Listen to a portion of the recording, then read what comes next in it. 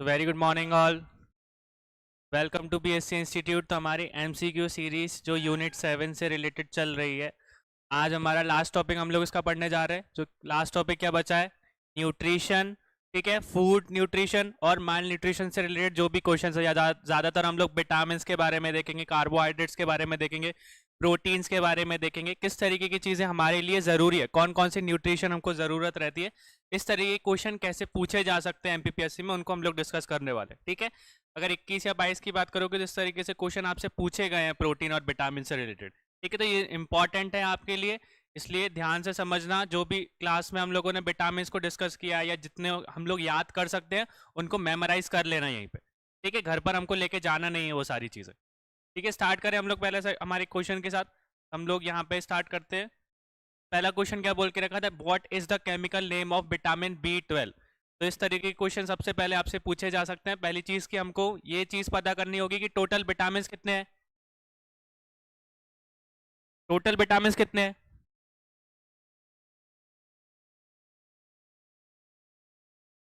Vitamin A, vitamin B, vitamin C, vitamin D, vitamin E और, ठीक है, इसमें भी हम लोग देखें तो 1, 2, 3, 4 और ये पांच इंडिविजुअल हमको देखने को मिलते हैं। और इसी के बाद में जो बी कॉम्प्लेक्स है, बी कॉम्प्लेक्स में अलग से कितने दे के रखे हैं हमारे लिए? 8 है भैया। मेन अगर आप लोग देखो तो 8 बी कॉम्प्लेक्स में हम लोग देखते हैं, B1 B2 इसमें सारी की सारी। तो हमारे टोटल मेन हमको कितने पढ़ने हैं? 13 जो आपके विटामिन है वो हमको पढ़ना पड़ेगा। 13 के आपके जो केमिकल नेम्स हैं उनको याद रखना पड़ेगा हमको। ठीक है, तो यहीं से रिलेटेड हम लोग क्वेश्चन को देखते हैं। तो अभी हम लोग बात कर रहे हैं B12 के बारे में। तो इनमें से केमिकल B12 का केमिकल नेम क्या होता है?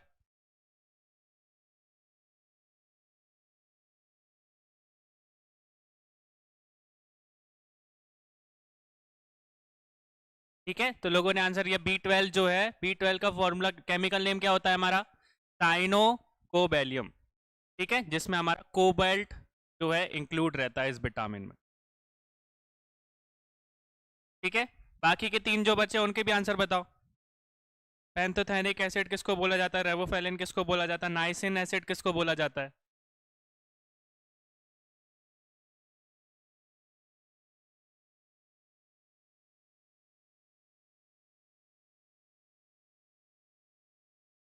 ठीक है, तो पैंथोथेनिक एसिड किसको बोला जाता है? हमारे किस विटामिन को बोलते हैं हम लोग? ठीक है, तो एक बता दिया, इसको हम लोग किस नाम से जानते हैं? B5 के नाम से। ठीक है, विटामिन B5। रेवोफेलिन के बारे में बताओ। ठीक है, रेवोफिलिन जो है वो क्या होता है हमारा? Vitamin B2। नाइसिन बचा है हमारा। नाइसिन को क्या बोलते हैं हम लोग?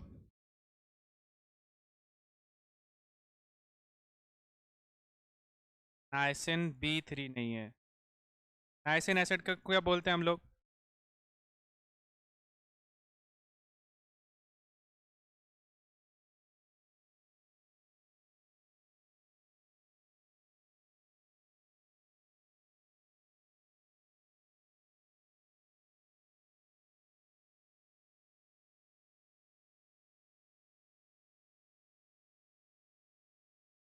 ठीक है, तो नाइसिन का क्या होता है हमारा?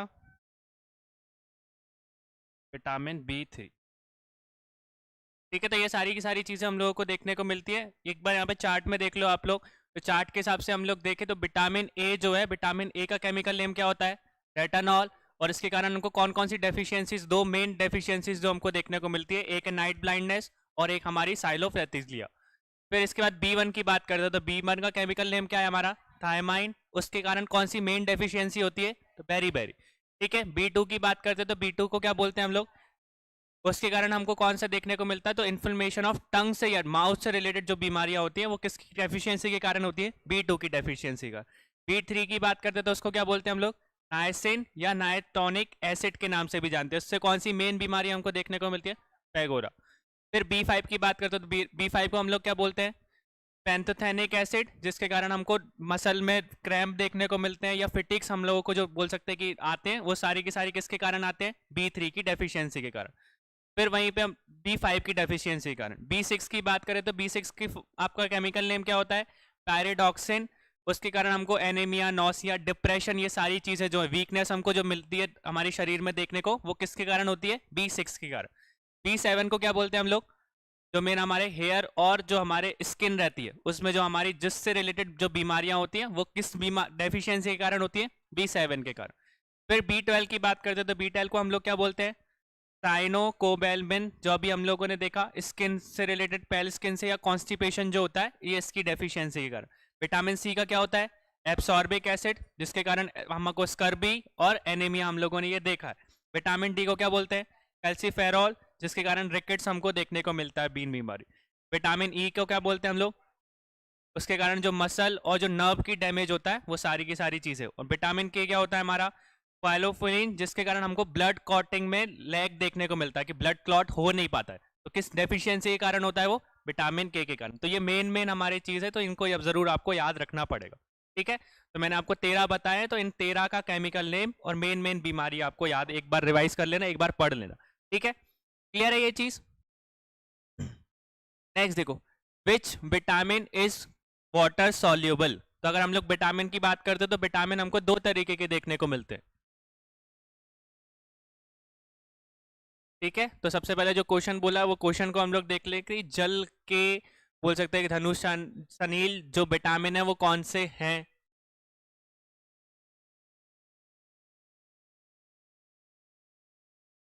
कौन कौन से है भैया।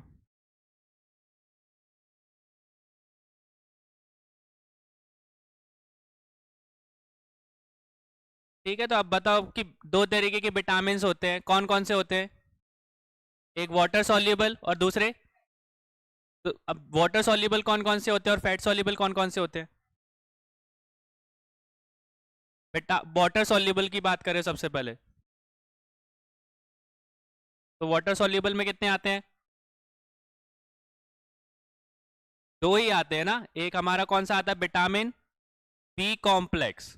बी कॉम्प्लेक्स मतलब कि जितने भी बी के सारे आपके विटामिन है वो सारे कैसे हैं, वाटर सॉल्युबल है। तो याद रखना, जितने भी विटामिन बी विटामिन जो है उनको एक साथ हमको क्या किस नाम से बोलते हैं, तो विटामिन बी कॉम्प्लेक्स के नाम से जानते हैं उसको। ठीक है, फिर इसके बाद हमारी दूसरी की बात करते हैं, तो दूसरा विटामिन कौन सा है, विटामिन सी। तो ये दोनों के दोनों जो आपके विटामिन है वो सारे किसके कैटेगरी में आते हैं, वाटर सॉल्युबल के अंदर आते हैं। फैट सॉल्युबल की बात करूं मैं तो,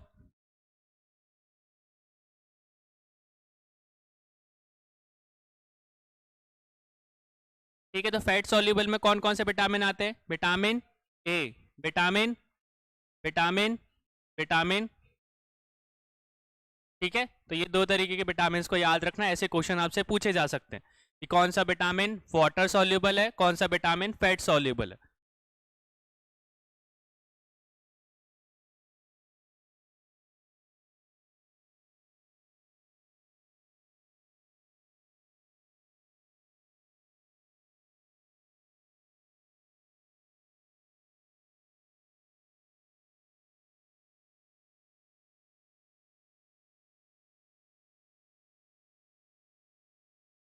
इसमें चार ही काउंट होते हैं, एक ए है, डी है, ई है और के है। ठीक है, तो ये दो तरीके के हमारे विटामिन को हम लोग पढ़ते हैं। तो यहाँ पे हमारे लिए वाटर सॉल्युबल की बात करें तो वाटर सॉल्युबल में कौन सा है हमारा, विटामिन बी दे के रखा है। अगर विटामिन सी भी दे के रखा होता तो विटामिन बी और सी दोनों उसमें काउंट हो जाएंगे। क्लियर हो गया ये चीज। नेक्स्ट देख लो, which vitamin is present in rain drops. तो बारिश, जो बारिश की बूंदे रहती है उसमें कौन सा विटामिन प्रेजेंट रहता है,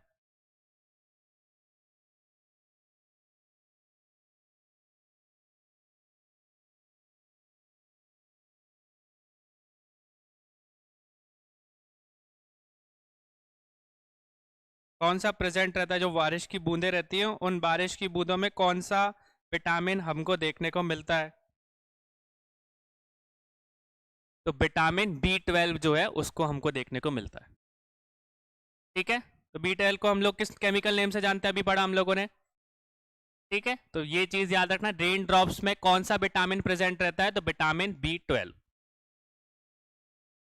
नेक्स्ट देख लो, which type of compound is a vitamin. तो विटामिन कैसा यौनिक है, किस टाइप का कंपाउंड है, ऑर्गेनिक है, इनऑर्गेनिक है, बोथ है या नन है।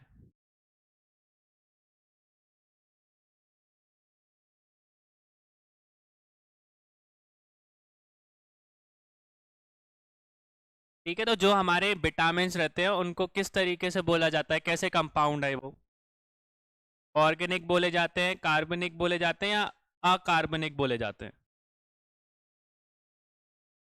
तो जो आपके विटामिन्स होते हैं वो ऑर्गेनिक कंपाउंड होते हैं, कार्बनिक होते हैं। क्यों ऑर्गेनिक क्यों बोला जाता है? क्योंकि उसमें कार्बन प्रेजेंट रहता है।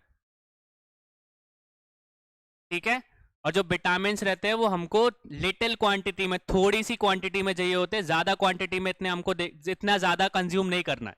ठीक है, तो ये चीज भी याद रखना, जो विटामिन रहते हैं वो हमको किस लिए चाहिए रहते हैं, कितनी क्वांटिटी में चाहिए, लिटिल क्वांटिटी में चाहिए, ज्यादा भी नहीं चाहिए और इतने कम भी नहीं चाहिए।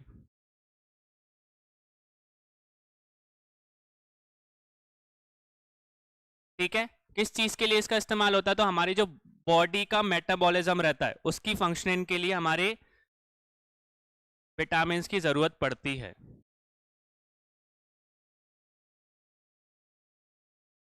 ठीक है, जो भी हमारा बॉडी का मेटाबॉलिज्म है उस बॉडी के मेटाबॉलिज्म को प्रॉपर तरीके से फंक्शनिंग करने के लिए हमको विटामिन की जरूरत पड़ती है। और विटामिन कैसे चाहिए हमको? लिटिल क्वांटिटी में चाहिए, इतने ज्यादा भी हमको कंज्यूम नहीं करने। उसके कारण भी हमको बोल सकते हैं बहुत सारी बीमारियां देखने को मिलती है। इसलिए याद रखना कि जो विटामिन रहते हैं उनको हम लोग ऑर्गेनिक कंपाउंड्स में काउंट करते हैं, क्योंकि उनमें हमको किसी ना किसी फॉर्म में कार्बन देखने को मिलता है। अगर कार्बन उस चीज में प्रेजेंट है, कार्बन कंपाउंड है, तो उसको हम लोग ऑर्गेनिक बोलते हैं। ठीक है, नेक्स्ट देखो, the basic unit of carbohydrate is. तो कार्बोहाइड्रेट की मूल इकाई क्या होती है? कार्बोहाइड्रेट में हमको क्या देखने को मिलता है? ठीक है, तो कार्बोहाइड्रेट की मूल इकाई क्या होती है? बेसिक यूनिट किसको बोला जाता है?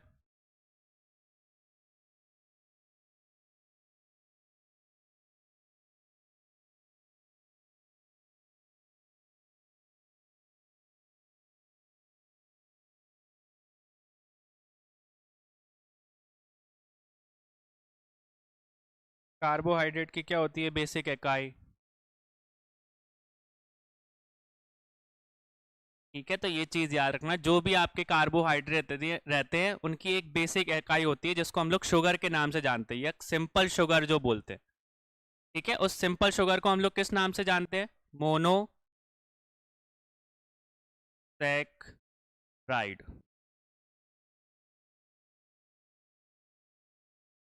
ठीक है, तो ये चीज याद रखना, जो कार्बोहाइड्रेट रहता है वो कार्बोहाइड्रेट की जो मूल इकाई रहती है वो किससे बनी होती है? एक शुगर से बनी होती है। बोल सकते हैं कि हमारी शक्कर से बनी होती है। एक शक्कर का भी एक सिंपलेस्ट फॉर्म जिसको हम लोग किस नाम से जानते हैं? मोनोसैक्राइड के नाम से जानते हैं। ठीक है, इस तरीके के क्वेश्चन आपसे पूछा जा सकता है। अगर शुगर ना लिखा हो तो शुगर की जगह अगर मोनोसैक्राइड लिखा है तो वो भी आपका आंसर सही होगा। तो दोनों चीजें हमको याद रखनी है यहाँ से। क्लियर हो गया ये चीज? अगर इसका फॉर्मूला पूछ लिया जाए मोनोसैक्राइड का तो ये क्या होता है? B6H12O6। ठीक है, क्लियर हो गया ये चीज? तो याद रखना यहां से। Which elements are present in carbohydrate? Carbohydrate में कौन से बोल सकते हैं कि तत्व मौजूद होते हैं? ऑक्सीजन होता है, हाइड्रोजन होता है, आपका कार्बन रहता है। कौन कौन से तत्व उपस्थित रहते हैं हमारे कार्बोहाइड्रेट में? अभी आपने हम लोगों ने पढ़ा कार्बन, तो कार्बन अकेला होगा, ऑक्सीजन हाइड्रोजन नहीं होते क्या? कितने रेशियो में रहते हैं? और ठीक है, तो अगर आप लोग देखो तो उसका फॉर्मूला क्या रहता है हमारा? ठीक है, इस तरीके से हम लोग कार्बोहाइड्रेट को डिफाइन करते हैं। तो अगर कार्बोहाइड्रेट CH2O2 है तो C और 1 में कितने हमको देखने को मिल रहे हैं? 1 1 देखने को मिल रहे हैं। तो ये सारे के रेशियो जो है वो हमारा कितना हो जाता है? 1:2:1 का। ठीक है, इन सारी चीजों को हमको देखने के बाद हमको क्या पता चलता है कि कार्बोहाइड्रेट तीनों चीजों से मिलकर बनता है। उसमें ऑक्सीजन भी है, हाइड्रोजन भी है, और हमारा कार्बन तो है ही, अभी हम लोगों ने देखा ऑर्गन। तो सारी के सारी चीजें उसमें प्रेजेंट रहती है। तो इस रेशियो को भी याद रखना कि रेशियो भी किस फॉर्म में देखने को मिलता है। तो कार्बन जो है 1 की फॉर्म में रहता है, हाइड्रोजन 2 की फॉर्म में, और ऑक्सीजन 1 की फॉर्म में। तो 1:2:1 की फॉर्म में देखने को मिलता है। क्लियर है ये चीज? Which is the sweetest sugar? तो सर्वाधिक मीठी शक्कर कौन सी है? फ्रक्टोज है, सुक्रोज है, लैक्टोज है, या ग्लूकोज है?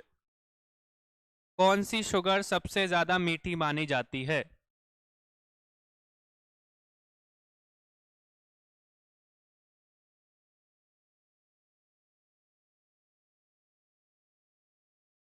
कौन सी शक्कर सबसे मीठी होती है भैया? फ्रक्टोज होती है या सुक्रोज होती है या लैक्टोज होती है या ग्लूकोज होती है? इतना तो पता होता है हम लोगों को। ठीक है, तो अगर आपसे कोई पूछे कि सबसे मीठी शक्कर कौन सी होती है, तो फ्रक्टोज सबसे ज्यादा मीठी होती है। ठीक है, जिसको हम लोग किस नाम से जानते हैं? फ्रूट शुगर के नाम से भी जानते हैं। ठीक है, अगर आपसे पूछ लिया जाए कि कंपैरेटिवली कितनी होती है, तो जो सुक्रोज रहती है, उस सुक्रोज की डबल से, मतलब डबल ज्यादा मीठी होती है। अगर आपको एक तरीके से एस्टिमेट देखना है, तो ये मान के चलो कि अगर सुक्रोज को हम लोग 1 के साथ डिनोट कर रहे हैं, तो जो आपका फ्रक्टोज रहता है वो लगभग आपकी उसका 1.7 टाइम्स रहता है। ठीक है, अगर सुक्रोज को अगर एक से डिनोट कर रहे हो ना, कि लगभग आपकी अगर किसी भी शक्कर में अगर आपने चाय में सुक्रोज की जो मात्रा है वो 1% या एक रेशियो की फॉर्म में है, तो वहीं पे जो फ्रक्टोज है वो कितना रहता है? 1.7 रहता है। लगभग आपका जो सुक्रोज रहता है उससे डबल रहता है, उसका ट्वाइस रहता है। ठीक है, और ग्लूकोज रहता है जो थोड़ा कम मीठा रहता है, लगभग 0.74% बोला जाता है। परसेंट तो नहीं बोल रहे हम लोग यहाँ पे, रेशियो का इस्तेमाल कर रहे हैं।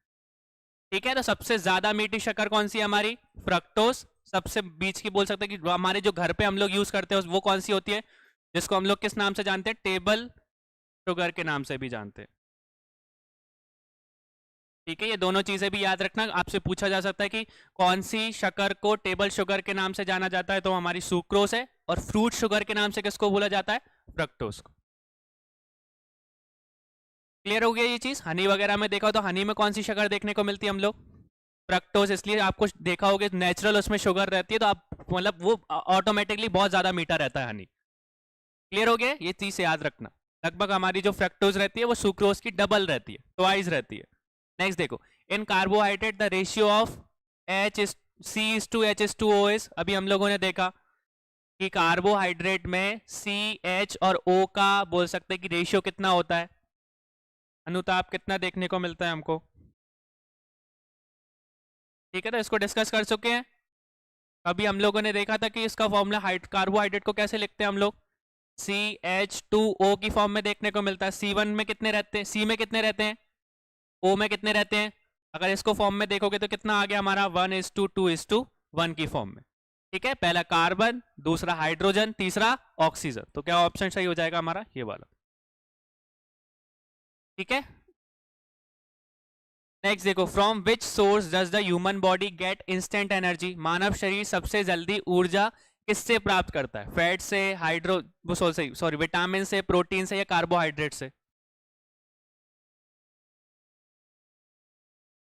ठीक है, कभी कभी आप लोगों ने देखा, जो भी अभी क्या कहते हैं स्पोर्ट्स आप लोग करते हुए रनिंग करते होगे, तो रनिंग करते टाइम पे आपसे मम्मी बोलती होगी ना, पानी में कुछ घोर के लेके जाओ। क्या घोर के लेके जाओ?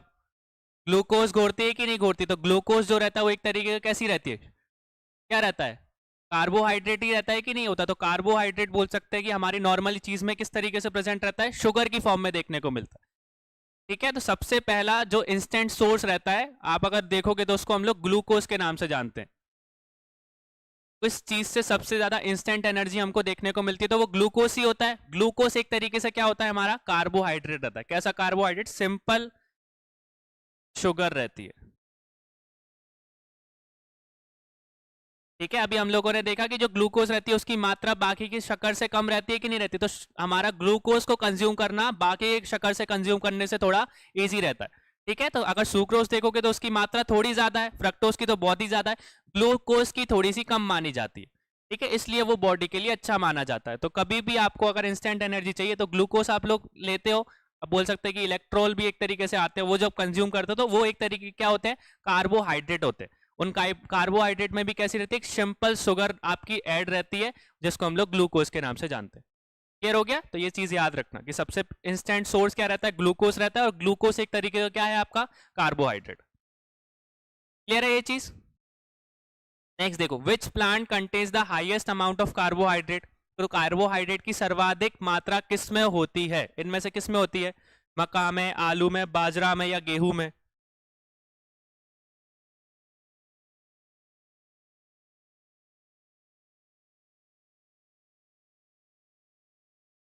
किस में होती है कार्बोहाइड्रेट की सबसे ज्यादा मात्रा?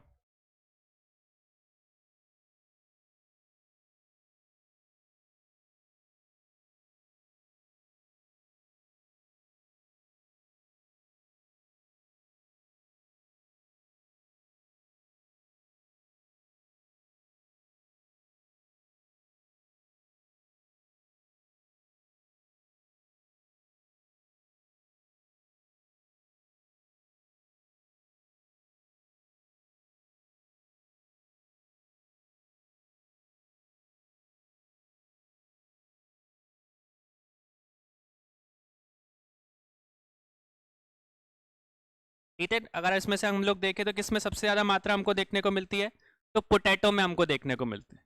ठीक है, पोटैटो के बाद में हम लोग मिलेट्स की बात करते हैं तो बाजरा में भी हमको देखने को मिलती है। और सबसे ज़्यादा अगर आप देखो तो सबसे ज़्यादा हम लोग देखें किस आपके सीरियल में हमको कार्बोहाइड्रेट की मात्रा हमको देखने को मिलती है, तो ब्राउन राइस याद रखना। ठीक है, ब्राउन राइस, जो भी आप जिम जाने वाले इंसान होगा तो व्हाइट राइस नहीं खाता, वो ब्राउन राइस खाता है। और एक नेचुरल बोल सकते हैं कि हमारा प्लांट रहता है जिसमें हमारी बोल सकते हैं कि सबसे ज्यादा कार्बोहाइड्रेट प्रेजेंट रहती है, वो कौन सा रहता है, हमारे बाजार में मिलता भी है, जिसको हम लोग क्या बोलते हैं, क्विनिया के नाम से जानते हैं। इसको हिंदी में क्या बोलते हैं, बथुआ। बथुआ तो सुना है ना सबने, बथुए की भाजी जो आती है, तो वो अगर आपके प्लांट की फॉर्म में पूछ लिया जाए कि किस प्लांट में सबसे ज्यादा कार्बोहाइड्रेट होता है, तो वो बथुआ होता है, जिसको हम लोग इंग्लिश में क्या बोलते हैं, क्विनिया के नाम से जानते हैं। ठीक है, और सीरियल की बात करते हैं, कौन से सीरियल में सबसे ज्यादा कार्बोहाइड्रेट प्रेजेंट रहता है, तो वो आप बोल सकते हैं कि हमारा ब्राउन राइस। तो ब्राउन राइस में लगभग 76% प्रेजेंट रहता है और बथुआ में 70% रहता है। ठीक है, आलू में लगभग 80% के आसपास हमको देखने को मिलता है। ठीक है, तो ये सारी चीजें याद रखना। अगर वेजिटेबल की फॉर्म में तो पोटैटो में हमको सबसे ज्यादा देखने को मिल रहा है, और अगर सीरियल्स की फॉर्म में देखो तो उसमें क्या रहता है, हमारा आपका ब्राउन राइस रहता है। और अगर वेजिटेबल की फॉर्म में देख रहे हो तो वेजिटेबल में सबसे ज्यादा कार्बोहाइड्रेट किस में रहता है, आपका बथुए में रहता है। ठीक है, क्लियर हो ये चीज। नेक्स्ट देखो, most most commonly found in plant is, तो बोल सकते हैं कि हमारे जो प्लांट रहते हैं, पौधे रहते हैं, उनमें सर्वाधिक कौन सा बोल सकते हैं शुगर, क्या क्या चीज पाई जाती है, ग्लूकोज पाया जाता है, स्टार्च पाया जाता है, गैलेक्टोज पाया जाता है, या फ्रक्टोज पाया जाता है।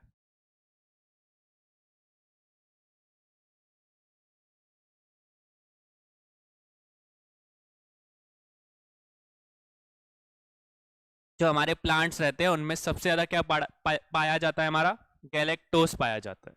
ठीक है, तो याद रखते हैं ये चीज, कौन सी शुगर या कौन सी शक्कर हमको प्लांट में देखने को मिलती है, तो गैलेक्टोज देखने को मिलती है। और हमारे नॉर्मल चीजों में बात करें तो गैलेक्टोज हमारी कौन सी चीजों में ज्यादा प्रेजेंट रहता है, तो जो भी हम डेयरी प्रोडक्ट्स यूज करते हैं ना, दूध से बने सारे के सारे प्रोडक्ट, उनमें बोल सकते हैं गैलेक्टोज प्रेजेंट रहता है। ठीक है, और मेन ऐसा प्लांट या फ्रूट जिसमें हमारे को गैलेक्टोज देखने को मिलता है, तो आपने सुना होगा सबसे महंगा, एवोकाडो। ठीक है, हमारे इधर मिलता नहीं है, पर एवोकाडो जो है उसमें सबसे ज्यादा हमको क्या देखने को मिलता है, गैलेक्टोज देखने को मिलता है। तो इस तरीके की चीजें याद रखना। डेयरी प्रोडक्ट्स में भी हमको गैलेक्टोज देखने को मिलता है, किस फ्रूट में देखने को मिलता है, तो एवोकाडो याद रखना। क्लियर है ये चीज। नेक्स्ट देखो, the cover of the capsule is made up of, तो कैप्सूल देखें आप लोगों ने, कैप्सूल के अंदर दाने वगैरह लगे रहते हैं, तो उनका जो ऊपरी वाला पार्ट रहता है, जो कवर रहता है, वो किसका बना रहता है, स्टार्च, ग्लूकोज, लैक्टोज और मेल्टोज।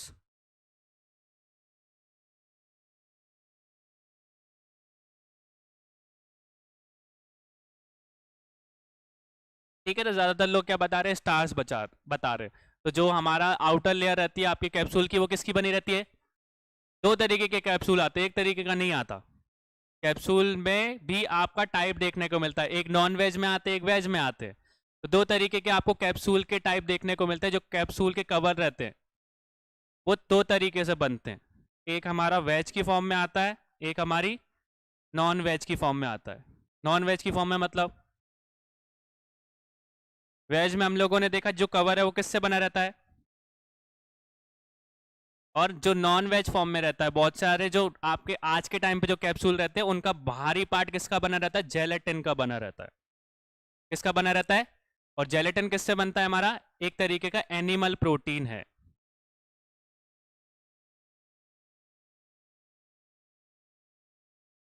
ठीक है, तो दोनों चीजें आपसे पूछी जा सकती है। अगर आज के टाइम पे आप लोग बात करोगे तो ज्यादातर एलोपैथिक जो दवाइयां रहती है, उन दवाइयों में जो कैप्सूल इस्तेमाल होता है, उनका जो बाहरी पार्ट है वो किसका बना रहता है, जेलेटिन का बना रहता है। स्टार तो बहुत ही कम यूज होता है। ठीक है, तो जो जेलेटिन है वो एनिमल के प्रोटीन से बनता है, इसलिए उसको किस में काउंट किया जाता है, नॉन वेज फॉर्म में काउंट किया जाता है। और वेज फॉर्म में देखो तो अब पहले के टाइम पे जो हमारे कैप्सूल बनते थे, ज्यादा किससे बनाए जाते थे, स्टार से बनाए जाते थे। तो ये दोनों चीजें याद रखना। पर मोस्ट कॉमनली आज के टाइम पे क्या इस्तेमाल होता है, जेलेटिन इस्तेमाल होता है। स्टार्क बहुत कम हो गया ये चीज। ठीक है, तो दोनों चीज याद रखना यहाँ से, स्टार्क आ गया इसलिए ऑप्शन में, पर उसकी फॉर्म में देखो ज्यादा यूज करने वाली चीज कौन सी है, तो जेलेटिन है। क्लियर है ये चीज। नेक्स्ट देखो, round worms and tap worms comes under which group, तो जो हमारे जो गोल कृमि की या फिता कृमि जो रहते हैं वो किस समूह के अंतर्गत आते हैं, क्या है वो एक तरीके के?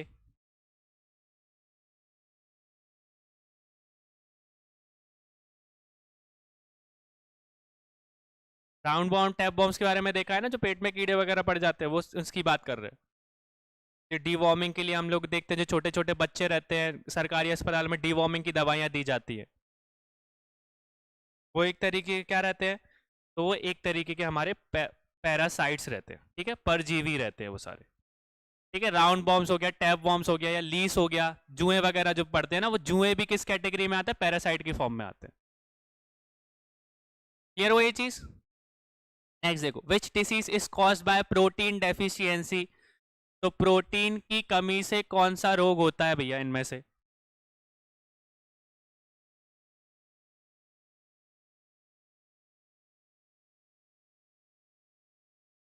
ठीक है, तो हमारा मेरेस्मस भी हमको देखने को मिलता है और केविस कोकर भी देखने को मिलता है। ज्यादा हमको यही देखने को मिलता है जो भी हमारी डेवलपिंग कंट्रीज है ना, जैसे अफ्रीका हो गई, या बोल सकते हैं हमारे इंडिया का बिहार और यूपी वाला एरिया हो गया, इन कंट्रीज में हमको ये बीमारी ज्यादा देखने को मिलती है जो कि प्रोटीन की कमी के कारण हमारे लिए होती है।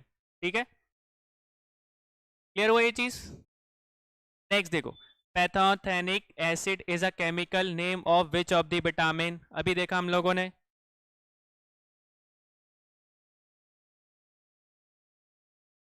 ठीक है, तो कौन सा होता है? विटामिन B5 होता है।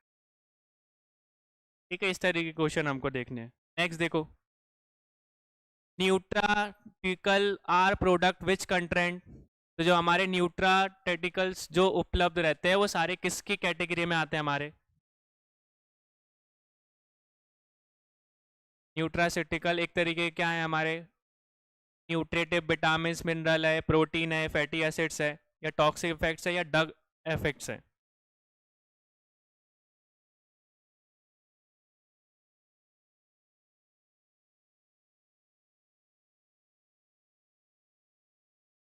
क्या है एक तरीके के? ठीक है, तो ये देखो पहली चीज कि ये जो न्यूट्राटिकल हमारे जो प्रोडक्ट्स रहते हैं वो किस लिए काम आते हैं? जो भी हमारी क्रॉनिक डिसीजेज होती है ना, ठीक है, जो लंबी बीमारियां चलती है उनसे प्रोटेक्ट करने के लिए हम लोग इस तरीके के प्रोडक्ट्स का इस्तेमाल करते हैं। ठीक है, जो क्रॉनिक डिसीजेज होती है, क्रॉनिक डिसीजेज या जो बीमारियां हमारे शरीर में ज्यादा लंबे समय तक चलती है ना, उनको बीमारियों को दूर करने के लिए हम किस तरीके के प्रोडक्ट्स का इस्तेमाल करते हैं?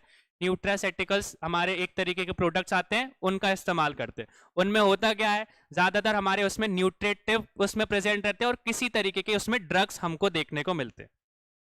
ठीक है, उसमें कुछ तरीके के ड्रग भी रहते हैं और ड्रग के साथ में कुछ न्यूट्रिशन उसमें ऐड कर दिया जाता है। ठीक है, अगर बेसिकली बोला जाए तो इसके कारण हमारी बोल सकते हैं कि जो लाइफ की एक्सपेक्टेंसी है, मतलब जीने की जो हमारी जो लाइफ है वो एक तरीके से क्या हो जाती है? बढ़ जाती है।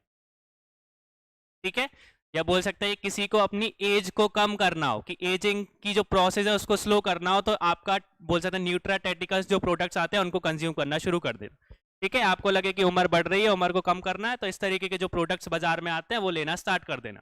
ठीक है, उसमें दोनों चीजें आपको मिल जाएंगी, न्यूट्रिशन भी उसमें देखने को मिलेगा और किसी फॉर्म में ड्रग्स भी देखने को मिलेगा। ठीक है, तो ये चीज याद रखना, दो तरीके से हमको बोल सकते हैं। जो न्यूट्राटेटिकल्स रहते हैं वो जो क्रॉनिक डिसीजेज जो आपके शरीर में ज्यादा बीमारियां चल रही है पहले के टाइम से जो बीमारी है उनसे प्रोटेक्ट करता है, और दूसरी चीज आपकी लाइफ एक्सपेक्टेंसी को बढ़ा देगा, मतलब कि आपकी जीने की जो नॉर्मल एज है उससे ज्यादा आप जी पाओगे, और आपकी जो एज है उस जो दिखने वाली एज है ना, कि आपको जो ऊपर से दिखती है वो एज को आप प्रोसेस को स्लो डाउन कर सकते हो इस तरीके के प्रोडक्ट्स को कंज्यूम करके। ठीक है, तो याद रखना ये चीज। नेक्स्ट देखो, which of the following pair is not correctly matched? तो इस तरीके क्वेश्चन हम लोग कर चुके हैं। किस विटामिन ए की या विटामिन B, C, D की खोज किसने की थी, किसने इन्वेंट किया था? कौन सा गलत है, तो उसका सही कौन सा है फिर? सही भी बताओ।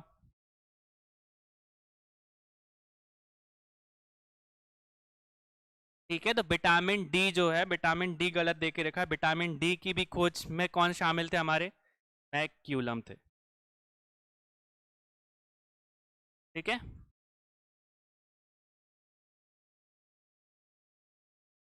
नेक्स्ट देखो, व्हाट आर विटामिन? तो विटामिन क्या है एक तरीके के, अभी देखा हम लोगों ने, ऑर्गेनिक में आते हैं कि नॉन ऑर्गेनिक में आते हैं? ठीक है, क्यों? इसमें क्या प्रेजेंट रहता है? कार्बन प्रेजेंट रहता है हमारा, इसलिए हम लोग इसको भी किस में काउंट करते हैं? ऑर्गेनिक में। विच of the following groups of compounds is called accessory of food factor? तो निम्नलिखित में से यौगिकाओं में किस समूह को सहायक आहार कारक कहा जाता है? किसको बोला जाता है सहायक आहार कारक या एसेसरी फूड फैक्टर्स बोला जाता है?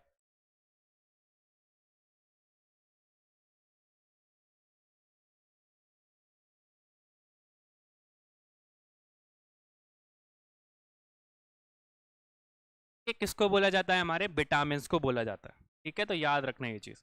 विटामिन क्या है? एक तरीके से हमारे सहायक आहार कारक बोले जाते हैं। अब दो चीज याद रखना आपकी कि अगर आपसे कोई बात करे प्रोटीन,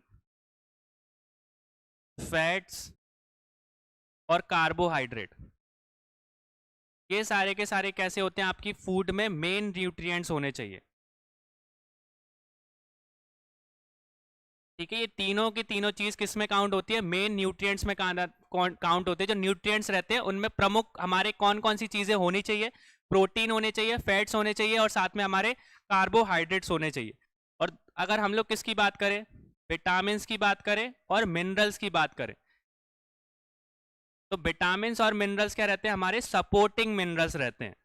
ज्यादा क्वांटिटी में हमको नहीं लेने हैं, पर इतने जरूर लेने कि हमारी बॉडी सही से चल पाए।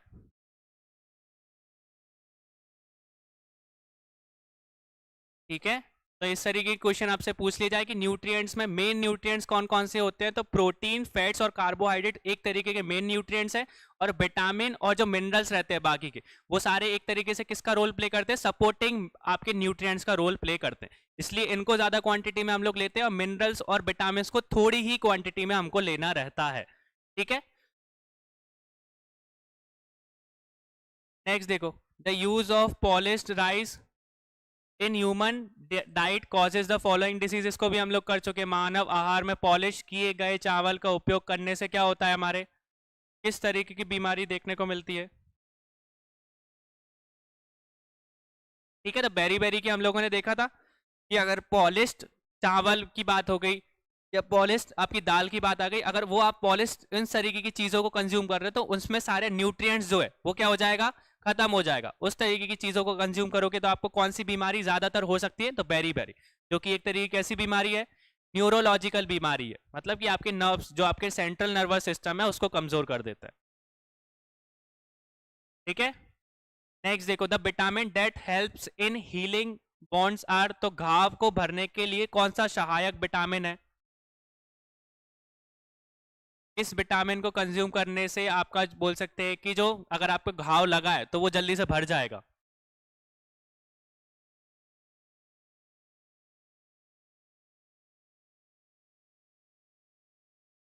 ठीक है, तो विटामिन सी को कंज्यूम करने से या विटामिन सी से आप अगर आप कंज्यूम कर रहे हो तो आपका जो घाव है वो क्या हो जाएगा? जल्दी से भर जाएगा। तो इंजरी को रिकवरी करने के लिए कौन सा विटामिन इस्तेमाल होता है? किसी इंसान को इंजरी हो जाती है तो उसका किस में इंटेक बढ़ा दिया जाता है? तो विटामिन सी का इंटेक बढ़ा दिया जाता है उसकी उसमें। ठीक है, डाइट में। क्लियर हो गया? नेक्स्ट देखो, the vitamin which is effective in forming blood clots is, तो विटामिन जो रक्त के धक्के बनाने में प्रभावी होता है। ठीक है, अगर आपने उसका इनटेक नहीं किया तो आपके ब्लड जो है वो क्लॉट हो जाएगा, एक जगह पे जम जाएगा। तो कौन सा है वो? आपका विटामिन के। विटामिन के हमको बहुत ही कम चीजों में देखने को मिलता है। सबसे मेन सोर्स क्या होता है? हमारे ग्रीन प्लांट्स या वेजिटेबल्स। ठीक है, तो ग्रीन वेजिटेबल्स बोल सकते हैं कि हरी सब्जियों को खाने से आपको कौन सा विटामिन मिलता है? विटामिन के। ठीक है, ये बहुत कम चीजों में पाया जाता है। नेक्स्ट देखो, निम्नलिखित में से कौन सा विटामिन हो सकता है प्रतिरोधक सेवों में प्रतिषेव प्रतिकारक के रूप में उपयोग होता है? एंटीटोड बोला जाता है। Which of the following vitamin is used as a antidote to anticoagulant toxins, जो एंटीकुलेंट टॉक्सिन्स रहते हैं उनसे बचाने के लिए कौन सा एंटीटोड विटामिन हम लोग इस्तेमाल करते हैं?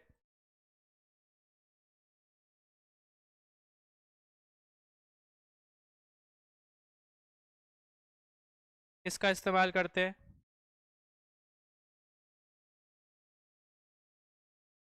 तो हम लोग विटामिन के को बोला जाता है।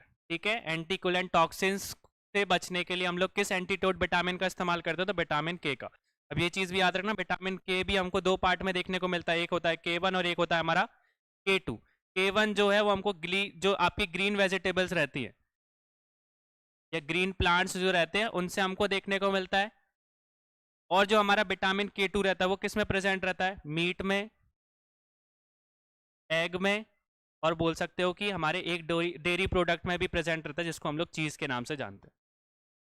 ठीक है, तो ये दो चीजें भी याद रखना। विटामिन के भी हमको दो पार्ट्स में देखने को मिलता है, एक K1 और एक K2। K1 जो है वो हमको किस चीजों से देखने को मिलता है? ग्रीन वेजिटेबल्स से देखने को मिलता है।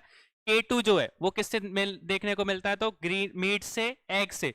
और जो लोग बोल सकते हैं कि वो चीज कंज्यूम नहीं कर सकते, तो चीज में भी वो चीज प्रेजेंट रहती है। क्लियर हो गया ये चीज? तो याद रखना इसी। नेक्स्ट देखो, due to the deficiency of which vitamin we can not remember our dreams. तो रात को देखे हुए सपने किस विटामिन की कमी से याद नहीं रहते भैया?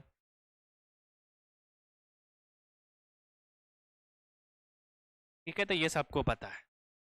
जिनको अपने सपनों को याद रखना है वो अपने डाइट में विटामिन B6 का इंटेक बढ़ा देना। ठीक है, सपने में क्या चीजें हो रही है सब डिटेल में अगर आपको जाननी है तो डाइट में कौन सा विटामिन बढ़ाओगे? विटामिन B6 बढ़ा देना। क्लियर हो गया ये चीज? तो याद रखना। इस अगर आपको याद नहीं रह रहे तो समझ लेना कि विटामिन B6 की कमी आपके शरीर में है। ठीक है, जानने का सबसे बढ़िया तरीका। नेक्स्ट देखो, how many calories do male workers need who works 8 hour a day. ठीक है, प्रतिदिन 8 घंटे कार्य करने वाले पुरुष वर्कर्स को कितनी कैलोरी की आवश्यकता होती है? ठीक है, काम तो सभी 8 घंटे करते हैं, पर ऐसे लोग जो कि फिजिकली काम करते हैं, मतलब थोड़ा सा बोल सकते हैं कि मजदूरी वाला काम करते हैं, जिनका फिजिकल वर्क ज्यादा रहता है, उनका इनटेक लगभग कितना होना चाहिए दिन का?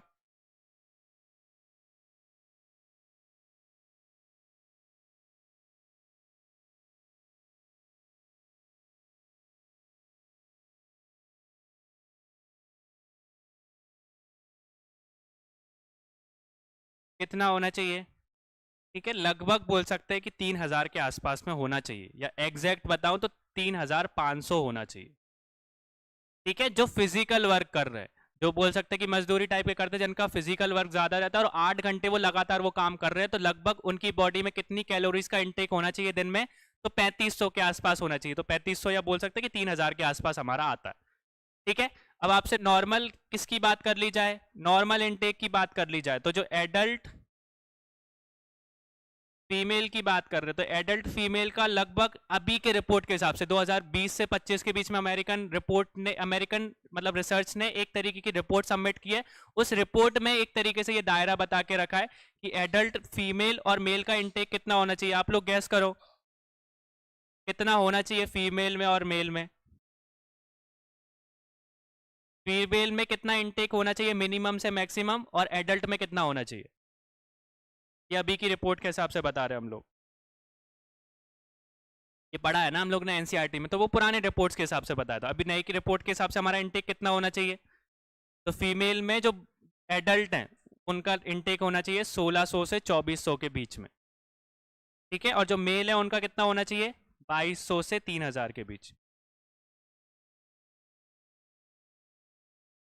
ठीक है, तो ये चीज याद रखना, फीमेल्स का लगभग इंटेक 1600 से 2400 कैलोरीज के बीच में होना चाहिए। मेल का कितना होना चाहिए? 2200 से 3000 के बीच में। ठीक है, ये सारी चीजें याद रखना, क्योंकि बोल सकते हैं कि हाइट और मतलब बोल सकते हैं कि एज में यहाँ पे अंतर आ जाता है, एजेस के हिसाब से आपकी कैलोरीज कम ज्यादा हो सकती है। ठीक है, एवरेज हम लोग यहाँ पे लेके चल रहे हैं। क्लियर हो गया ये चीज? नेक्स्ट देखो, where is the national nutrition research centre located. तो राष्ट्रीय पोषण अनुसंधान केंद्र कहाँ पर स्थित है?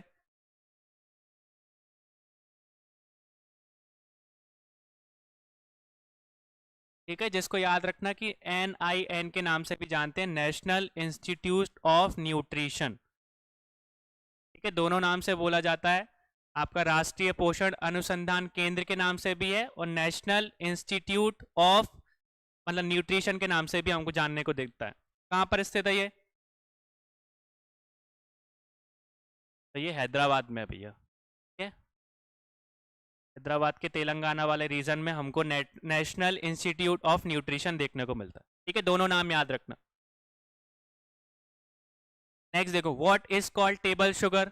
टेबल शुगर इनमें से किसको बोला जाता है?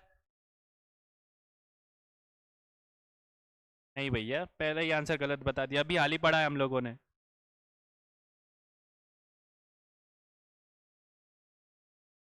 फ्रक्टोज लिखा है, एफ से याद रखो कि इसको फ्रूट शुगर बोला जाता है। ठीक है, बाकी की हमारी जो सुक्रोज हम लोग कंज्यूम करते हैं वो टेबल शुगर है। घर पे जो खाते हो, चाय में डालते हो, दूध में डालते हो, वो टेबल शुगर बोली जाती है। ठीक है, तो फ्रक्टोज से एफ से याद रखना, एफ मतलब फ्रूट शुगर, और बाकी का हमारा एस बचा तो वो टेबल शुगर है। नेक्स्ट देख लो, golden rice contain dash vitamin. Golden rice के बारे में देखा है, सुना है? ठीक है, तो गोल्डन राइस कैसा रहता है? गोल्ड कलर का रहता है, तो उसको बनाने का बोल सकते हैं कि ये हमारी एक तरीके से जीएम क्रॉप है। ठीक है, उसको बनाया गया है आर्टिफिशियली, तो उसमें कौन सा विटामिन रहता है?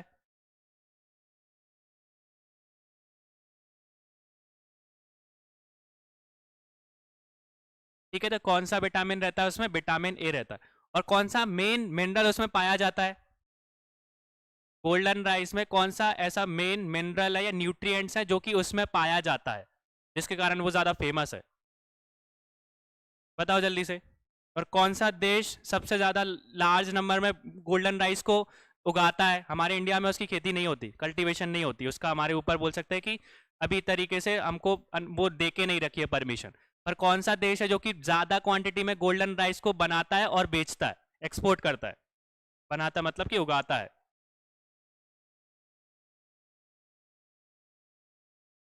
ठीक है, तो एक तरीके से बोल सकते हैं कि बायोसिंथेसिस, बायो कैरोटीन उसमें प्रेजेंट रहता है।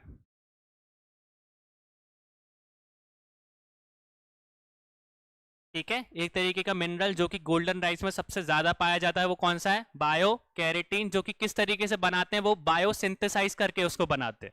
ठीक है, ये चीज भी, प्रोसेस भी याद रखना, इस प्रोसेस को क्या बोला जाता है? बायोसिंथेसिस प्रोसेस बोला जाता है। ठीक है, और बोल सकते हैं कि हमारी इसकी बात की तो ये कौन सा देश है जो कि सबसे ज्यादा इसको उगाता है या इसको एक्सपोर्ट करता है? फिलीपींस। ठीक है, फिलीपींस ने गोल्डन राइस को उगाना 2001 में शुरू कर दिया था। उनकी गवर्नमेंट ने 2001 में इसकी परमिशन दे दी थी लगाने की। ठीक है, जीएम क्रॉप है, तो लगभग बोल सकते हैं जीएम ब्रिंजल जैसे हमारे इधर बैन लगा के रखा है, वैसे गोल्डन राइस पे भी हमको देखने को मिलता है। क्लियर हो गया? तो इस तरीके की जो बोल सकते हैं, फिलीपींस सबसे ज्यादा इसकी खेती भी करता है और पूरे देश मतलब पूरे देशों में एक्सपोर्ट भी यही करता है। क्लियर हो गया ये चीज? नेक्स्ट देखो, विच protein is responsible for the white colour of milk. तो दूध का सफेद रंग कौन से प्रोटीन के कारण होता है?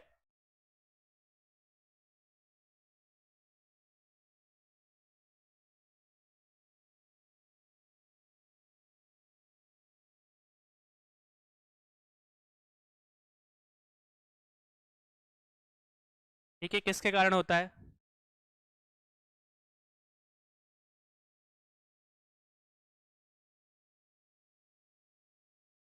ठीक है, तो कैसीन के कारण होता है। ठीक है, कैसीन एक तरीके का प्रोटीन है, उस प्रोटीन बोल सकते हैं कि क्या करता है वो प्रोटीन? दो चीजों को, कार्बोहाइड्रेट्स को और फैटी एसिड्स को मिला के एक तरीके का टाइनी कंपाउंड बनाता है, जिसको हम लोग किस नाम से जानते हैं? मिसरेल से नाम से जानते हैं।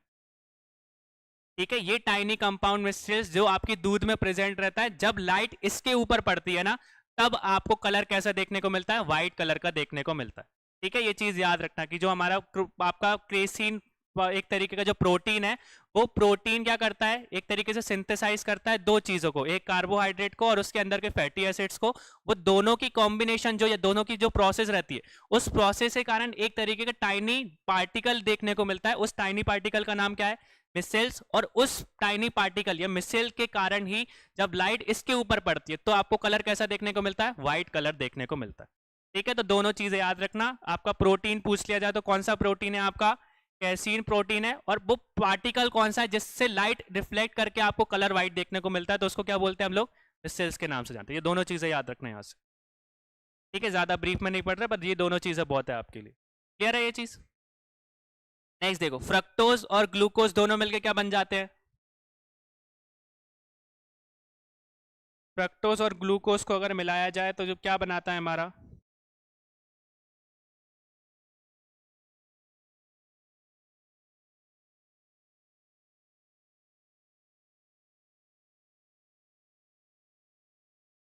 तो क्या बनाता है हमारा, सुक्रोज बनाता है। ठीक है, या सुक्रोज लिखा आ जाए कहीं पे, या डिस एसराइड लिखा आ जाए, तो दोनों एक ही चीज है। ठीक है, सुक्रोज को अगर देखा जाए तो बोल सकते हैं कि डिस एसराइड के नाम से भी जानते हैं। तो दोनों चीजें याद रखना कि ग्लूकोज और फ्रेक्टोज को बनाने से हमको क्या मिलेगा, हमको डिस एसराइड मिलेगा। नेक्स्ट देखो, which is not soluble in fat, कौन सा बोल सकते हो वसा में बोल सकते हैं कि हमारा लघु संगीन नहीं होता। पढ़ा है हम लोगों ने। ठीक है, तो विटामिन बी और विटामिन सी जो है वो फैट में सॉल्युबल नहीं रहता। तो बी में भी हम लोग किसकी बात करते हैं, बी कॉम्प्लेक्स, मतलब जितने भी हमारे बी के कंपोनेंट है, और साथ में हमारा विटामिन सी। ठीक है, ये दोनों किस में नहीं होते, हमारे फैट में सॉल्युबल नहीं होते। नेक्स्ट देख लो, amla, lemon, orange, chilli are the main source of which vitamin. Amla हुआ, नींबू हुआ, संतरा या मिर्ची, इनमें कौन सा विटामिन सबसे ज्यादा पाया जाता है। ठीक है, कौन सा विटामिन रहता है, विटामिन सी। और विटामिन सी सबसे ज्यादा किस में रहता है इन सब में से, आंवला में ज्यादा प्रेजेंट रहता है। ठीक है, मिर्ची में भी विटामिन सी रहता है, ये चीज याद रखना, बहुत कम लोगों को पता है ये चीज। विटामिन सी जो आपकी मिर्ची, आप हरी मिर्ची खाते हो, उस हरी मिर्ची में भी विटामिन सी रहता है। ठीक है, ऐसा नहीं कि घर पे जाके फिर वही खाना बैठ जाओ। नेक्स्ट देखो, which of the following is present in greater quantity in human body. कल इसको हम लोगों ने डिस्कस किया था। तो मानव शरीर में सबसे ज्यादा मात्रा में क्या पाया जाता है, हाइड्रोजन, नाइट्रोजन, कार्बन और ऑक्सीजन। और कितना पाया जाता है ये भी करा था हम लोगों ने। कितना परसेंट हमारे बॉडी का, कितना परसेंट चीज वो प्रेजेंट रहता है। तो सबसे ज्यादा क्या प्रेजेंट रहता है हमारे उसमें, ऑक्सीजन। ऑक्सीजन हमारी बॉडी का कितना परसेंट प्रेजेंट रहता है, 65%। तो जो हमारा बॉडी का जितना भी मास होगा, उस मास में लगभग 65% क्या प्रेजेंट रहती है हमारी बॉडी में, ऑक्सीजन प्रेजेंट है। नेक्स्ट देखो, which of the following is essential element in the small quantity in the human body. तो निम्न में से कौन सा मानव शरीर में लघु मांत्रिक आवश्यक तत्व में पाया जाता है, जो स्मॉल क्वांटिटीज में हमको हमारी बॉडी में नीड रहती है, ज्यादा नहीं ले रहा है।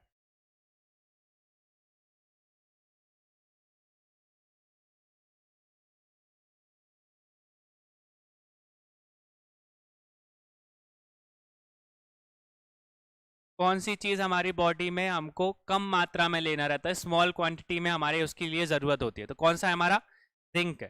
ठीक है, जिंक के साथ में कौन कौन सी चीज आ जाएगी, लेड भी आ जाएगा, कोबाल्ट भी आ जाएगा, ठीक है, क्रोमियम भी आ जाएगा, और साथ में मैग्नीज भी आ जाएगा। ठीक है, तो ये सारे के सारे जो मिनरल्स है वो हमारी बॉडी में कैसे होने चाहिए, कम मात्रा में हम लोग इनको कंज्यूम करते हैं, ज्यादा नहीं लेते। ठीक है, तो ये सारी की सारी चीजें हमको कम मात्रा में देखने को मिलती है। When we fall sick, the body first uses, तो बीमार होने पर शरीर का सबसे पहला उपयोग, सबसे पहले किसका उपयोग किया जाता है, बॉडी किसको यूज करती है, फैट को, विटामिन को, कार्बोहाइड्रेट को, या प्रोटीन को। जब हम बीमार पड़ते हैं तो सबसे पहला चीज बॉडी किसको यूज करती है, विटामिन को करती है, फैट को करती है, या प्रोटीन को करती है।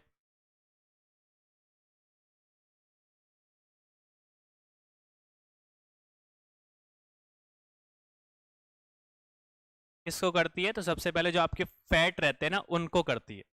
फैट्स जो पहले से आपके अंदर डिपॉजिट रहते हैं, उन फैट्स का इस्तेमाल करके क्या करती है बॉडी, जब बीमार पड़ती है तो उससे अपनी एनर्जी को कंज्यूम करती है। ठीक है, नेक्स्ट देखो, which of the following is called water doctor plant. इनमें से कौन सा डॉक्टर प्लांट के नाम से जाना जाता है, कौन है डॉक्टर प्लांट भैया।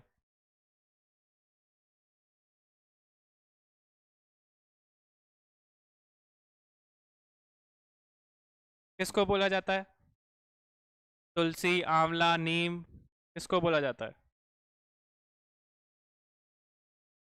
ठीक है, डॉक्टर प्लांट बोल लो या डॉक्टर ऑफ होम बोल लो, दोनों चीज बोली जाती है, घर का डॉक्टर बोला जाता है। ठीक है, ये दोनों तरीके के नाम से जाना जाता है। क्या जाना जाता है, ठीक है, आंवला जाना जाता है, तुलसी तो हमारे इधर रहती है, पर आंवले को हम लोग डॉक्टर प्लांट के नाम से जानते हैं। ठीक है, इसको बोल सकते हैं कि इंग्लिश में क्या बोलते हैं आंवला को, अगर आंवला नहीं दे के रखा हो तो बताओ जल्दी से। एक तो हमारा है इंडियन गूसबेरी, और ये भी ना दिया हो तो याद रखना मायरोबाइलिन। ठीक है, ज्यादातर हम लोग जो आंवला है उसको इंटरनेशनल लेवल पे मायरोबैलिन के नाम से जानते हैं, तो ये दोनों नाम याद रखना आंवले के। ठीक है, और एंटीऑक्सीडेंट में ये बहुत ज्यादा रिच रहता है, ये चीज भी याद रखना। कैसी प्रॉपर्टी शो करता है आपका आंवला? एंटीऑक्सीडेंट प्रॉपर्टीज जो है वो सबसे ज्यादा आंवले में पाई जाती है। ठीक है, इसलिए डॉक्टर बोला जाता है इसको। क्लियर हुआ ये चीज? नेक्स्ट देखो, which of the following is called milk sugar? इनमें से किसे मिल्क शुगर कहा जाता है? इनमें से कौन सी मिल्क की शुगर है? मैं इसको डिस्कस भी किया था। ठीक है, कैसी है आपकी? एक तरीके से लैक्टोज जो है आपकी मिल्क की शुगर बोली जाती है, जो भी क्या है हमारी एक तरीके की कार्बोहाइड्रेट है। ठीक है, अगर मिल्क शुगर की बात नहीं की जाए तो ये पूछ लिया जाए कि आपकी मिल्क में कौन सा कार्बोहाइड्रेट पाया जाता है, तो वो भी क्या, इसका आंसर भी क्या होगा? लैक्टोज ही होगा। तो दोनों तरीके से याद रखना इसको। ठीक है, नेक्स्ट देखो, which one of the following is not a parasite? तो इनमें से क्या एक परजीवी नहीं है? कल सही। कौन नहीं है भैया?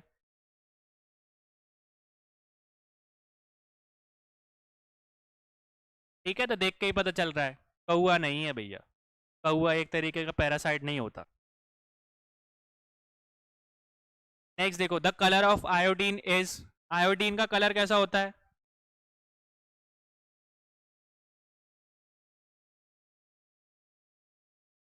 और अगर आपको अलग से भी एक कोई नाम पता हो, कलर का नाम पता हो, इनमें से आपको अच्छा नहीं लग रहा हो, अपने कलर का नाम भी बता सकते हो।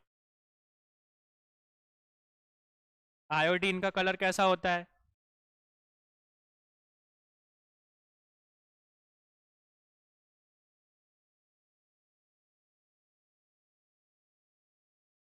अगर एक्चुअल में देखे तो कौन से कलर का होता है आयोडीन? फेवरेट कलर कौन सा है वही बता देंगे, चलो। कौन सा है फेवरेट कलर? हाँ, तो वही है। ठीक है, वही लिख देता हूँ मैं। भैया का वॉयलेट कलर है, इसलिए मेरे को वॉयलेट अच्छा लग रहा था। तो आपका जो आयोडीन रहता है वो किस कलर का रहता है? वॉयलेट और पर्पल कलर का रहता है। ठीक है, ज्यादातर जो सच्ची में है या देख के वैसे ही पता आया था? वाइट बोला था? अच्छा, मैंने वायलेट सुन ली। ठीक है, तो ये चीज याद रखना, जो आपका आयोडीन रहता है वो आयोडीन किस, कौन से कलर का रहता है? आपका वायलेट और पर्पल कलर का रहता है, तो इनमें से कोई भी नहीं है।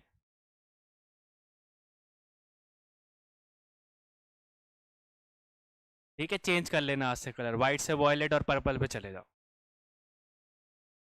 ठीक है, नेक्स्ट देखो, the disease is caused bye iodine deficiency is, iodine की कमी से होने वाला रोग कौन सा है? हम इनमें से कौन सा रोग आयोडीन की कमी से होता है?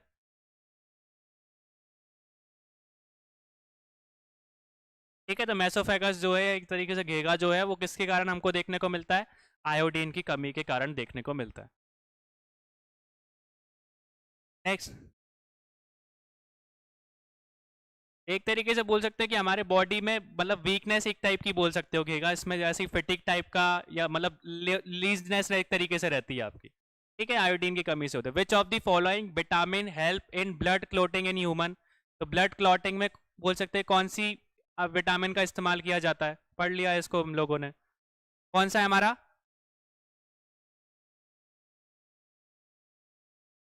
नेक्स्ट देखो, scurvy disease is caused by deficiency of which vitamin? Scurvy रोग जो है वो किस विटामिन के कारण होता है? इसको हम लोग बहुत बार कर चुके हैं।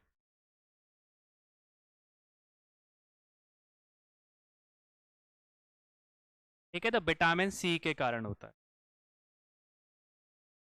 कुछ कुछ क्वेश्चन अच्छे दे के रखे। नेक्स्ट देखो, jaggery is the main source of, अब यहाँ से आपके जैगरी जो रहता है या आपका जो गुड़ रहता है उसमें मेन स्रोत कौन सा रहता है? प्रोटीन, कार्बोहाइड्रेट, फैट या नन ऑफ द अबव?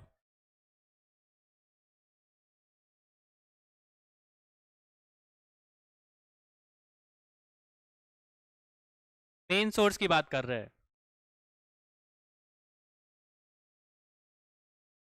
तो प्रोटीन वो बोल सकते हैं, हमारा जो जैगरी रहता है उसमें मेन सोर्स कौन सा रहता है? प्रोटीन रहता है।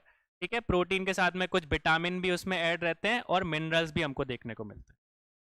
और सबसे ज्यादा क्वांटिटी में मेन स्रोत बोला जाता है ना, मुख्य स्रोत, तो वो क्या है? प्रोटीन। इसलिए आप देखते होगे गर्मी के टाइम पे या ठंडों के बाद ज्यादातर हम खाने के बाद में आपसे बोला जाता है गुड़ खाया करो, तो उसमें प्रोटीन प्रेजेंट रहता है। ठीक है, तो याद रखना ये चीज। नेक्स्ट देखो, what are the fats and oil made up of? जो आपके फैट रहते हैं या जो तेल रहते, वसा और तेल जो रहते हैं, वो किसके बने रहते हैं?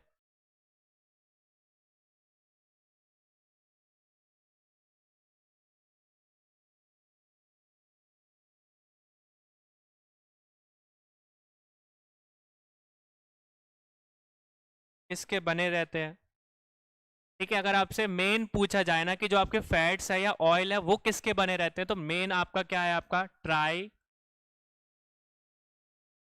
ग्लिसराइड्स।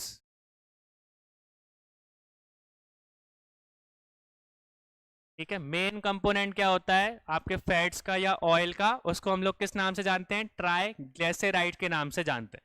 ठीक है, तो ग्लिसरॉल के बारे में देखा है आप लोगों ने, तो ग्लिसरॉल जो है वो किसके साथ में मिलता है? फैटी एसिड्स के साथ मिलता है। उन दोनों के बीच में जो रिएक्शन होती है उसके कारण हमको क्या देखने को मिलता है? ग्लिसराइड देखने को मिलता है। वो तीन तरीके से हमको देखने को मिलता है आपके फैट्स में या फैटी एसिड्स में। इसके कारण हम लोग उसको किस नाम से जानते हैं? ट्राई ग्लिसराइड्स के नाम से जानते हैं। ठीक है, और इसमें अगर इस क्वेश्चन के हिसाब से देखें तो फैट्स और जो ऑयल है वो किसके बने रहते हैं? तो कार्बन के, हाइड्रोजन के और ऑक्सीजन के। ठीक है, मेन कंपोनेंट पूछा जाए, अगर आपको ये नहीं देके रखा कार्बन, हाइड्रोजन और ऑक्सीजन, तो मेन अगर आपका नाम देके रखा है तो जो आपके फैट्स रहते हो या ऑयल रहता है वो किसके बने रहते हैं? ट्राइग्लिसराइड्स के बने रहते हैं। ठीक है, ये दोनों नाम याद रखना। नेक्स्ट देखो, the average weight gain during pregnancy should be? तो गर्भ अवस्था के दौरान कितना वजन जो है वो एवरेजली हमको देखने को मिलता है, वेट गेन देखने को मिलता है?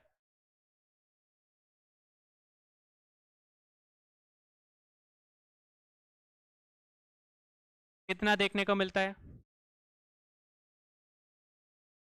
तो 10 से 12 किलो हमको एवरेज देखने को मिलता है। ठीक है, नॉर्मली बोला जाता है इतना। पर कहाँ से आ गई अंदर?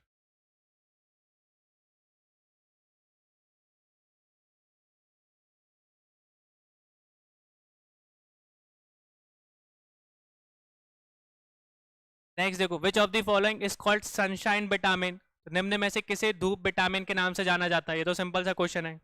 किस चीज से हमको विटामिन, सन से कौन सा विटामिन मिलता है हमको?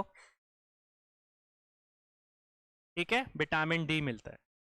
अभी तो हमको जोर जोर से ही मिल रहा है, सर्दियों के टाइम पे हम लोगों को नहीं मिल पाता है। अभी जितना है उतना ले लो। क्लियर हो गया ये चीज? तो सनशाइन विटामिन या धूप से कौन सा विटामिन मिलता है? तो विटामिन डी हमको मिलता है। The requirement of which nutrients double during pregnancy? तो गर्भ अवस्था के दौरान कौन सा पोषण का तत्व अवस्था में दुगना हो जाता है या दुगना हमको कर देना चाहिए? किसका इंटेक हमको दुगना कर देना चाहिए?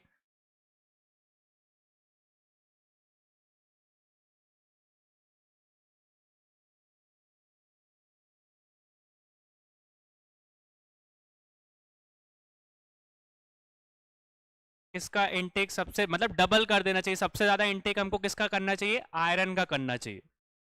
ठीक है, जो आयरन है वो किसके लिए मदद करता है? ज्यादा से ज्यादा खून बनाने के लिए। More blood to supply oxygen to baby.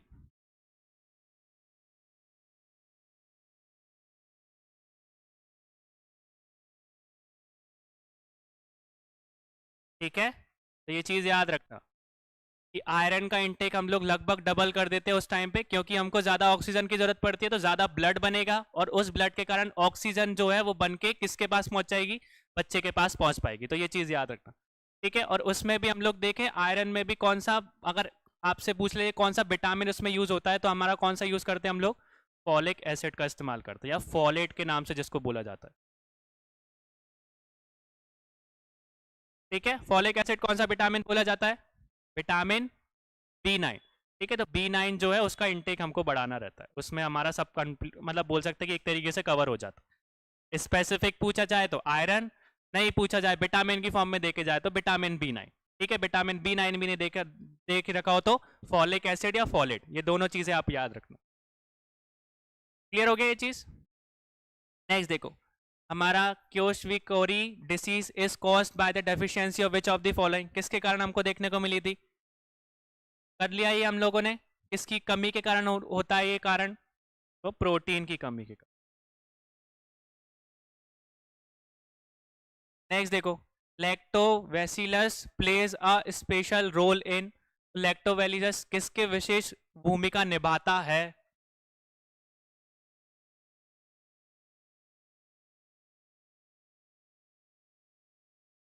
ठीक है, तो मैंने आपको प्रोसेस बताई थी दूध को दही बनाने की। तो जो बैक्टीरिया बोल सकते हैं कि हमारी जो दूध की शक्कर है, जिसको हम लोग किस नाम से जानते हैं? लैक्टोज के नाम से जानते हैं, किस में कन्वर्ट कर देता है? लैक्टिक एसिड में कन्वर्ट कर देता है। बताया था ना मैंने आपको कि हमारे जो बोल सकते हैं कि जो आपका मिल्क है उसमें नेचुरल शुगर प्रेजेंट रहती है, जिसको हम लोग किस नाम से जानते हैं? लैक्टोज के नाम से जानते हैं। जो बैक्टीरिया है, जो बैक्टीरिया लैक्टोज को किस में कन्वर्ट कर देता है? लैक्टिक एसिड में कन्वर्ट कर देता है, उसको हम लोग किस नाम से जानते हैं? लैक्टोवेलिकस बैक्टीरिया के नाम से जानते हैं। ये बैक्टीरिया का नाम है। ठीक है, तो ये प्रोसेस याद रखना कि अगर आपसे पूछ लिया जाए कि मिल्क में कौन सी नेचुरल शुगर मिलती है, तो लैक्टोज मिलती है। और जो दूध से दही बनाने की प्रोसेस में किस में कन्वर्ट किया जाता है? तो लैक्टोज जो है वो किस में कन्वर्ट हो जाता है? लैक्टिक एसिड में कन्वर्ट हो जाता है। किस बैक्टीरिया के कारण हो जाता है? तो लैक्टोवेलिसस आपका बैक्टीरिया इसमें इन्वॉल्व रहता है। ठीक है, तो इस तरह के क्वेश्चन आपके फ्रेम हो सकते हैं। नेक्स्ट देखो, विच कैराइड इज प्रेजेंट इन, आपकी बोल सकते हैं कि मिल्क। ठीक है, यहाँ पे डिससेराइड लिख ले। ठीक है, डिसस्केराइड इज प्रेजेंट इन मिल्क। कौन सा प्रेजेंट रहता है मिल्क में? अभी पढ़ा हम लोगों ने, तो आपका लैक्टोज प्रेजेंट रहता है। ठीक है, सिंपल शुगर के बारे में बात कर ली कि मिल्क में कौन सा शुगर रहता है, या डिसस्केराइड रहता है, शुगर नहीं दे के रखा, तो वो एक ही शब्द है आपका शुगर और जी। नेक्स्ट देखो, lactose is made up of, lactose किसका बना रहता है हमारा? ये भी अच्छा क्वेश्चन है। लैक्टोज किसका बना हुआ होता है? लैक्टोज में किस किस चीज को मिला के बनाया जाता है? ठीक है, तो ग्लूकोज और गैलेक्टोज दोनों को मिलकर हम लोग किसको फॉर्म कर सकते हैं? तो लैक्टोज को फॉर्म कर सकते हैं। ठीक है, ये अच्छा क्वेश्चन है। तो लैक्टोज किसका बना रहता है आपका? ग्लूकोज का और गैलेक्टोज का। नेक्स्ट देखो, विच विटामिन इज वाटर सॉल्युबल, तो इनमें से कौन सा विटामिन जो है वो वाटर सॉल्युबल है?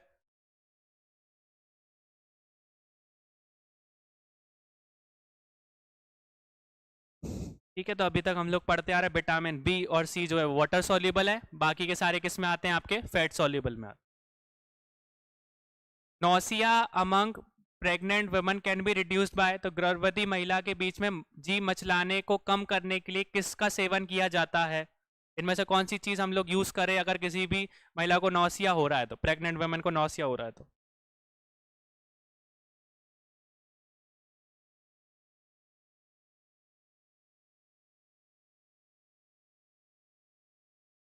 स्पाइसी फूड कौन कह रहा है भैया? मसालेदार भोजन ही खा लो अगर आपको जी घबरा रहा है तो। इनके ऑप्शन के हिसाब से देखो तो आपको अगर नौसिया हो रहा है या जी मचला रहा है, तो आपका जो खाने का कंजम्पशन है वो कैसा होना चाहिए? थोड़ा थोड़ा होना चाहिए, छोटे छोटे टाइम में खा लो, 5 मतलब 1 घंटा खा लिया, फिर दूसरे घंटे में खा लो। स्पाइसी फूड खाने का क्या मतलब है? ये वाला तो भैया बहुत ज़्यादा ही हो गया। अब देखो, किसी भी प्रेग्नेंट वुमन है तो प्रेग्नेंट वुमन को बेसिकली किस चीज़ का ध्यान रखना चाहिए कि जो उसका खाने का मतलब डाइट है वो कैसी होनी चाहिए? हाई होनी चाहिए प्रोटीन में, उसमें प्रोटीन इंटेक कैसा हो? हाई हो। फैट इंटेक जो है वो कितना होना चाहिए? कम होना चाहिए।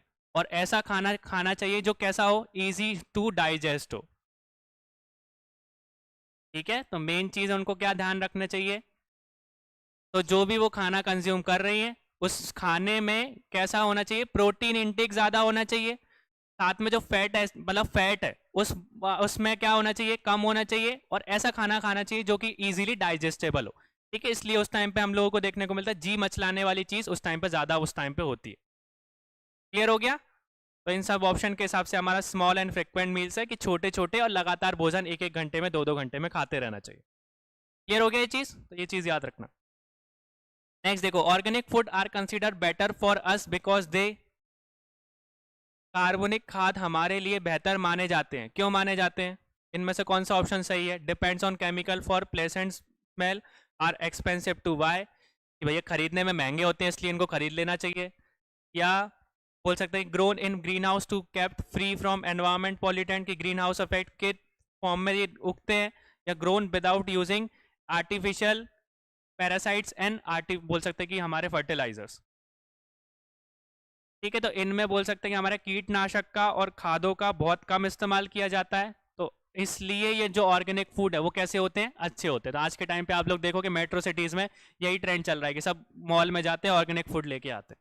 ठीक है, तो ये तरीके का ट्रेंड किसके कारण देखने को मिलता है कि वो उसमें कोई भी पैरासाइट बोल सकते हैं कि हमारे जो पेस्टिसाइड्स है या फर्टिलाइजर्स है उनका इस्तेमाल नहीं किया जाता, जैसे हम पहले के टाइम पे उगाते थे वही चीज़ हो रही है।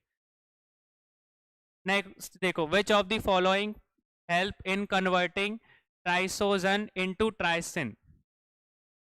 ट्राइसिन बोल सकते हैं, ट्राइसोजन जो रहता है उसको ट्राइसिन में कन्वर्ट वाली चीज को हम लोग किस नाम से जानते हैं, क्या कन्वर्ट करता है?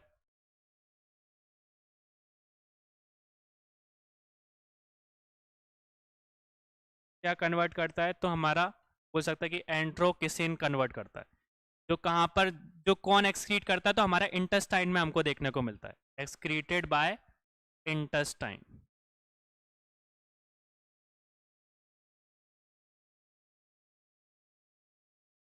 ठीक है, जो हमारी आंतड़ियां रहती है वो आंतड़ियां किसको बोल सकते हैं कि एक्सक्रीट करता है, एंट्रोकिसिन को, जो कि ट्राइसोजन को किस में कन्वर्ट कर देते हैं, ट्राइसिन में कन्वर्ट कर देते हैं।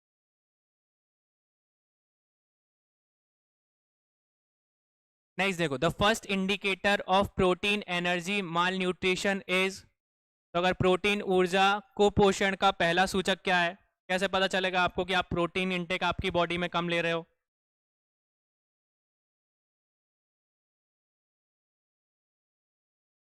ठीक है, तो कोई बचा रहा है कि आपकी स्किन में अंदर आना स्टार्ट हो जाएगा, बालों का झड़ना स्टार्ट हो जाएगा। ठीक है, तो अगर आपका प्रोटीन इनटेक है तो आपको क्या पता चल जाएगा कि आपकी उम्र के हिसाब से आपका बॉडी वेट कैसा होगा, कम होगा। ठीक है, तो मेन चीज वही है, अगर आपकी बॉडी में आप प्रोटीन इनटेक कम लोगे तो बाकी के लोग जो आपकी एज के हैं उनसे आप कैसे लगोगे, कमजोर लगोगे। क्लियर हो गया ये चीज? तो इस तरह के क्वेश्चन आपको ध्यान से पढ़ने हैं और ध्यान से पढ़ने के बाद आपको ऑप्शन टिक करना है। नेक्स्ट देखो, the additional energy requirement of lactating mother during the first 6 month is. तो बोल सकते हैं कि हमारी जो माता है उनको पहले 6 महीने के दौरान अतिरिक्त ऊर्जा की आवश्यकता होती है। कितनी ऊर्जा की आवश्यकता होती है उनको?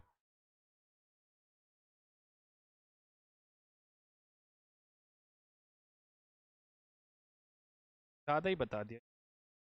कितनी इनटेक की ज़रूरत होती है भैया? तो लगभग बोल सकते हैं कि 600 किलो कैलोरी पर डे के हिसाब से उनको एक्स्ट्रा लेना चाहिए, या बोल सकते हैं कि 650 तक हम लोग डालते हैं इसको। ठीक है, तो मतलब बोल सकते हो कि उनका नॉर्मल एवरेज कितना होना चाहिए, 2500 से 2800 कैलोरीज उनका दिन का इनटेक होना चाहिए। ठीक है, पहले 6 महीने में। ठीक है, तो जो लैक्टेटिंग मदर्स रहती हैं उन लैक्टेटिंग मदर्स का दिन का लगभग उनको ज़्यादा ऊर्जा की ज़रूरत पड़ती है, तो वो ऊर्जा कितनी होती है, लगभग 600 के आसपास होती है। और नॉर्मल उनका इंटेक की बात की जाए तो कितनी होना चाहिए उनका इंटेक, लगभग 2500 से 2800 कैलोरीज दिन के हिसाब से होना चाहिए, किलो कैलोरीज होना चाहिए। ये चीज़ क्लियर हो गई? ठीक है, तो ये सारे के सारे क्वेश्चन थे हमारे पोषण से रिलेटेड, न्यूट्रिशन से रिलेटेड। तो ये सारी चीज़ें विटामिन की फॉर्म में बोल सकते हैं कि हमारे कैल्शियम का तो खुद ही बोल सकते हैं, विटामिन, प्रोटीन, कार्बोहाइड्रेट, इससे रिलेटेड आपको क्वेश्चंस मिल सकते हैं। ठीक है, तो याद रहेगा ये सारी चीज़ें, इस तरीके के क्वेश्चन फ्रेम होंगे। आप मेन चीज़ें मैंने आपको बताया, विटामिन के नाम जरूर याद कर लेना, उनकी डिसीजेज याद कर लेना, और कुछ ऐसे स्टेटमेंट भी आपको दिए जा सकते हैं कि इनके कारण, जैसे इस विटामिन के कारण कौन सी डेफिशिएंसी हो सकती है, जैसे हमने इससे पहले वाला क्वेश्चन देखा। तो क्वेश्चन को पढ़ना और जो ऑप्शन आपको सही लग रहे हैं उसी के हिसाब से टिक करना। ठीक है, क्योंकि बहुत सारे क्वेश्चंस आपके इनके कॉमन सेंस के हिसाब से भी हो जाएंगे।